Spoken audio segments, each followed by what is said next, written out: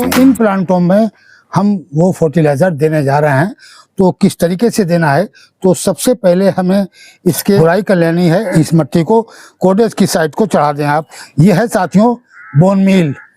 ये bone meal, ये देखिए 1-1 टीस्पून के करीब इस तरीके से आप प्लांट के चारों साइड इस नाली में डाल दें। नीम की खली इस तरीके से इसके ऊपर से आप नीम की खली, इसी के ऊपर ये कार्बन जो है, इस कार्बन को भी 1-1 टीस्पून इस तरीके से डालना है। हेलो गाइस एवरीवन, कैसे हैं आप लोग? आप देख रहे हैं my YouTube channel the Mughals heaven. Mughal heaven में आप लोगों का स्वागत है। तो अगला महीना अडेनियम की फ्लावरिंग का आ रहा है और अगस्त का महीना चल रहा है। इसके बाद में सितंबर का जो महीना आएगा उसके अंदर अडेनियम की फ्लावरिंग बहुत ही भर भर के होगी। जिन प्लांटों के अंदर आपके फ्लावरिंग नहीं आ रही है या वर्ड्स नहीं आ रहे हैं और आप चाह रहे हैं कि हमारे प्लांटों पर भी अगले महीने में बहुत ही ज़बरदस्त किस्म की फ्लावरिंग हो, तो आपको ऐसा टिप्स बताएंगे, कुछ ऐसे तरीके बताएंगे आपको। अगर आप वो फॉलो करेंगे तो आपके प्लांटों पर लगभग 2-3 महीने तक भर भर के फ्लावरिंग आएगी। जैसे कि आपका अगले महीने से जो फ्लावरिंग शुरू होगी तो दिसंबर तक आपका प्लांट फ्लावरिंग करता रहेगा। जैसे कि कलियां एक बार आई और फूल खिल गए तो दोबारा से फौरन कलियां आ जाएंगी और दोबारा से फूल खिलने लगेंगे। तो ऐसा आज कुछ टिप्स आपको देंगे जिसको आप फॉलो करेंगे तो आपके प्लांट के ऊपर बेहतरीन किस्म की फ्लावरिंग होगी और पूरे 2-3 महीने तक कंटिन्यू फ्लावरिंग होती रहेगी। और इस टाइम पर वर्ड्स आने लगे हैं। ये देखिए सभी प्लांटों के अंदर आपको वर्ड्स मिलेंगे और करीब करीब लगभग सभी प्लांटों के अंदर वर्ड्स आने लगे हैं इस तरीके से। तो इस महीने में जो वर्ड्स आएंगे, जैसे कि इतने छोटे वर्ड्स हैं और ये वर्ड्स अगले महीने में ही जाके खिलेंगे। ये तो 2-4 दिन में इस टाइप के खिल जाएंगे क्योंकि शुरुआत हो जाती है अगस्त के महीने से फ्लावरिंग की, लेकिन वो कुछ ही प्लांटों पर 1-1, 2-2 फूल खिलते रहते हैं। लेकिन जो कंटिन्यू सारे प्लांटों के अंदर जब वर्ड्स आएंगे इस तरीके से तो सारे प्लांट एक साथ फ्लावरिंग करेंगे और उसके लिए हमें कुछ ऐसे टिप्स फॉलो करने पड़ेंगे। अगर हम वो कर लेते हैं तो हमारे प्लांटों के अंदर ज़बरदस्त किस्म की फ्लावरिंग 2-3 महीने तक लगातार होती रहेगी। क्योंकि जो फरवरी में फ्लावरिंग होती है वो तो बहुत कम दिन उसका फूल टिकता है प्लांट के ऊपर, और जो इस टाइम पर फ्लावरिंग होती है सितंबर के महीने में जो शुरू होती है और दिसंबर तक फ्लावरिंग होती रहती है, ये फूल काफ़ी दिन तक खिले रहते हैं, ये प्लांट पर ज़्यादा दिन तक टिकते हैं। तो इसलिए हमें इस टाइम की फ्लावरिंग ज़्यादा से ज़्यादा लेनी चाहिए और उसके लिए मुझे कुछ इसके ऊपर ऐसे काम करना पड़ेंगे। क्योंकि इस टाइम पे आप फरवरी के अंदर जो फ्लावरिंग आती है तो उस टाइम पर आप प्लांट को रिपोर्ट करते हैं और इसको अच्छे न्यूट्रिएंट्स देते हैं। इसके अंदर वर्मी कंपोज और बोन मील और नीम की खली सभी कुछ डालकर आप रिपोर्टिंग करते हैं तो काफ़ी न्यूट्रिएंट्स होते हैं इसके अंदर। फिर उसके बाद में फ्लावरिंग होती है। लेकिन इस टाइम पर बरसात के पानी से सारे पोट हमारे धुल जाते हैं, इनके न्यूट्रिएंट्स ड्रेनेज होल से सब निकल जाते हैं और उसकी वजह से हमारी सॉइल एसिडिक हो जाती है। इसमें क्षमता नहीं रहती है प्लांट को ग्रोथ करने की और इसी वजह से जो वर्ड्स आते हैं वो गिर जाते हैं। वर्ड्स बड़े बड़े होकर गिरते हैं, लगभग इस साइज़ का वर्ड्स हो जाएगा और काले पड़कर गिर जाएगा, जिसमें प्लांट के अंदर न्यूट्रिएंट्स की कमी होगी। वो उसके वर्ड्स से बड़े होकर भी गिर जाते हैं, काले पड़ जाएंगे और गिर जाएंगे, क्योंकि वो उसके जो डंठल होते हैं, जड़ें होती हैं, वो इतनी कमज़ोर होती हैं कि कलियों की बदन को वो रोक नहीं पाती हैं और कली जो है वो बगैर खिले ही गिर जाती है प्लांट से। तो कुछ ऐसी बात हम बताएंगे, अगर आप उसको फॉलो करेंगे तो आपके प्लांट के अंदर न्यूट्रिएंट्स भी पैदा हो जाएंगे और फ्लावरिंग जो आएगी बहुत ही अच्छी किस्म की फ्लावरिंग आएगी और उसके जो कलियां आएंगी काफ़ी मजबूती से आएंगी। आपकी एक एक कली बेहतरीन किस्म का फूल में बदलेगी और सारा प्लांट फूलों से भरा रहेगा। इस टाइम जब फ्लावरिंग होती है तो ये बारिश हो गई तो ये ख़राब हो जाते हैं फूल और फूल गिर जाते हैं इस तरीके से। ये देखिए फूल, बारिश का पानी पड़ गया था, कल बारिश हुई थी और ये जब का पड़ा हुआ है तो इस तरीके से नीचे गिर जाते हैं ये। तो इनके लिए हमें इस टाइम की फ्लावरिंग को ज़्यादा तवज्जो नहीं देनी चाहिए, क्योंकि इस टाइम पर फ्लावरिंग भी कम करते हैं प्लांट, कुछ ही प्लांट करते हैं, और अगले महीने के लिए हमें तैयारी करनी चाहिए। तो ये देखिए करीब करीब इस टाइम पर जिन प्लांटों के अंदर लगभग सभी के अंदर वर्ड्स इस तरीके से आ रहे हैं, ये वर्ड्स सारे अगले महीने में खिलेंगे। तो इनके लिए जो हम फर्टिलाइज़र आपको बताएंगे, आप उस तरीके से फॉलो करेंगे तो आप बेहतरीन किस्म की फ्लावरिंग अपने प्लांटों से पाएंगे। हमने कुछ दिन पहले करीब 3-4 दिन पहले एक फर्टिलाइज़र बनाया था, वो हमने फर्टिलाइज़र हमारा अभी बना रखा हुआ है। 2 प्लांटों में मैंने दिया था, जैसे ये प्लांट है इसके अंदर भी डाला था, ये देखिए आप, इसके अंदर भी डाला था मैंने, और एक प्लांट और था, वो मुझे याद नहीं आ रहा है कौन सा प्लांट था, शायद ये था। तो इसके 2 प्लांटों के अंदर हमने ये फर्टिलाइज़र वो डाला था।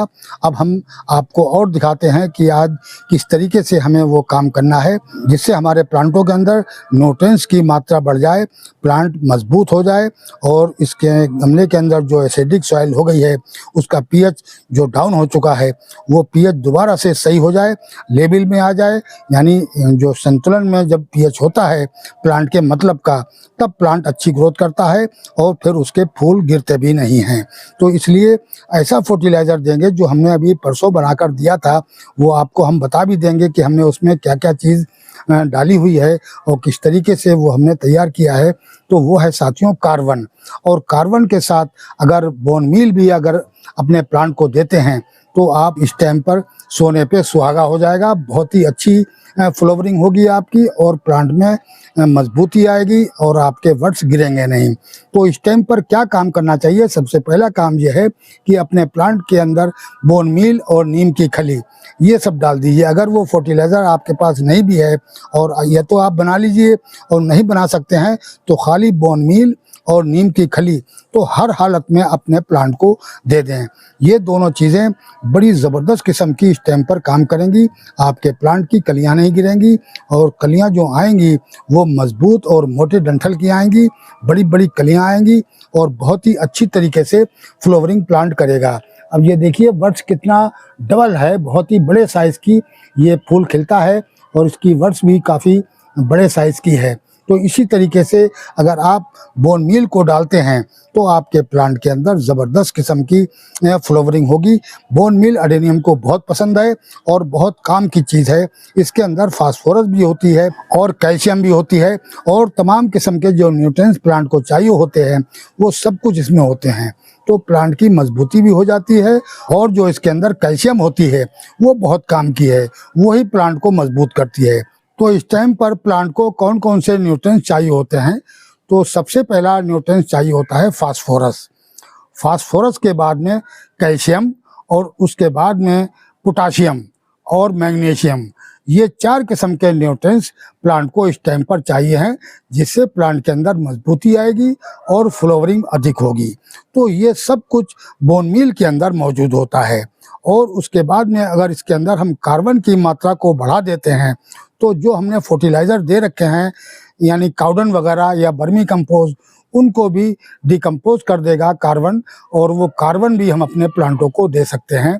तो बोन मील के साथ ही आप कार्बन को भी डाल सकते हैं। तो अभी हम आपको वो दिखाते हैं कि वो हमने कार्बन किस तरीके से तैयार किया है प्लांटों में डालने के लिए। आपको बोन मील भी डालकर दिखाएंगे, नीम की खली और बोन मील। उसके बाद में हम कार्बन भी अपने प्लांटों को देंगे, और किस तरीके से हमने बनाया है वो भी सब दिखाएंगे।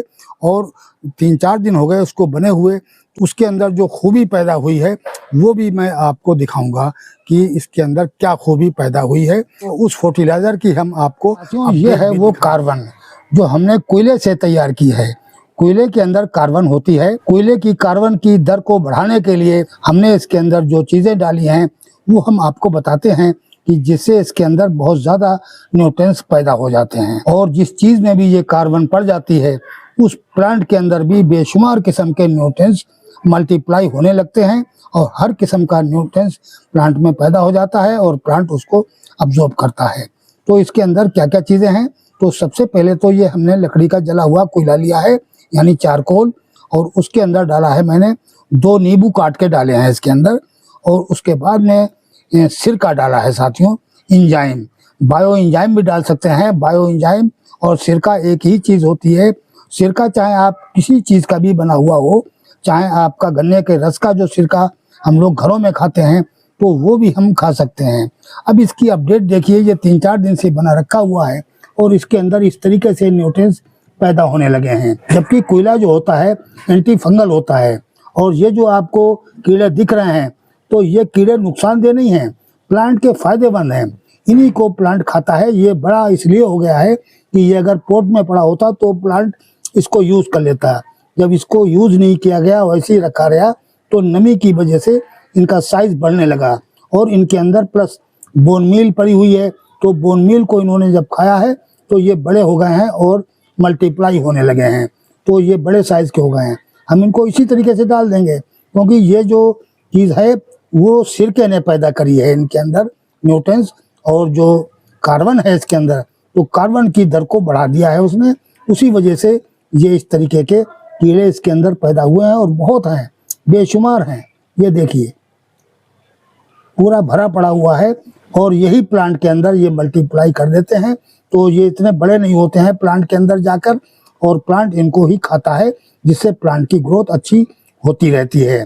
तो साथियों, इसको भी हम डालेंगे, और साथ में हम आपको पूरा प्रोसेस दिखाते हैं कि आप किस तरीके से अपने प्लांटों के अंदर इसको यूज़ करें। तो साथियों, इन प्लांटों में हम वो फर्टिलाइज़र देने जा रहे हैं। तो किस तरीके से देना है, तो सबसे पहले हमें इसके गुड़ाई कर लेनी है इस तरीके से।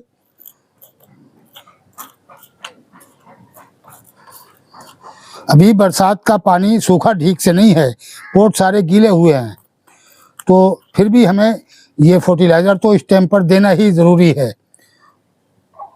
और इसकी जो मिट्टी है इसको ऊपर की साइड ऐसे चढ़ा दें, ऐसे मिट्टी को ऊपर की साइड चढ़ा दें, और एक नाली टाइप की बना लें। ये देखिए, ऐसे नाली टाइप की आप बना लीजिए। 1.5 इंच गहरा कर लें, कम से कम 2 इंच के करीब, और क्योंकि इसी के अंदर हमने अपना फर्टिलाइज़र डालना है। ये देखिए, दोनों प्लांटों की अच्छी तरीके से इस मिट्टी को कोडेस की साइड को चढ़ा दें आप।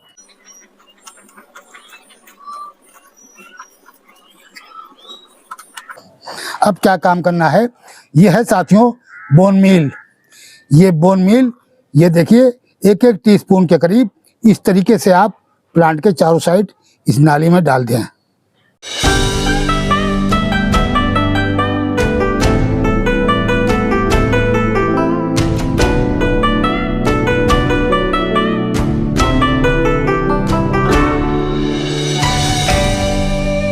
अब बोन मील के ऊपर से डालनी है मैंने ये नीम की खली।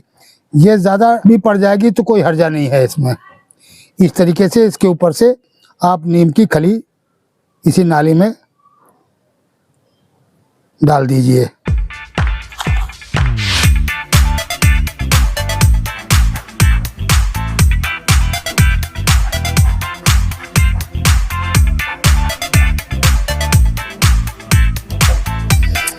अब क्या काम करना है कि इसी के ऊपर ये कार्बन जो है, इस कार्बन को भी 1-1 टीस्पून इस तरीके से डालना है। ये कार्बन जो है वो जितना भी फर्टिलाइज़र पहला भी पुराना भी पड़ा हुआ है उसको भी जाके ये डिकम्पोज कर देगा।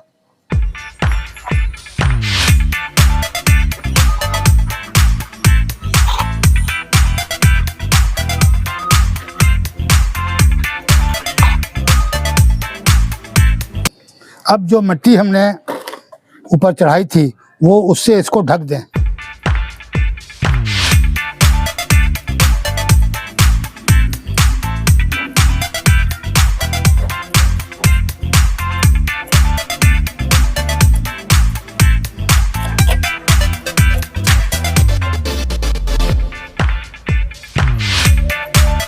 इस तरीके से दोनों प्लांटों को जो है फर्टिलाइज़र वो इस तरीके से मिट्टी को बराबर कर देंगे तो फर्टिलाइज़र हमारा ढक जाएगा इससे, और फिर बेहतरीन किस्म का प्लांटों के अंदर ये काम करेगा।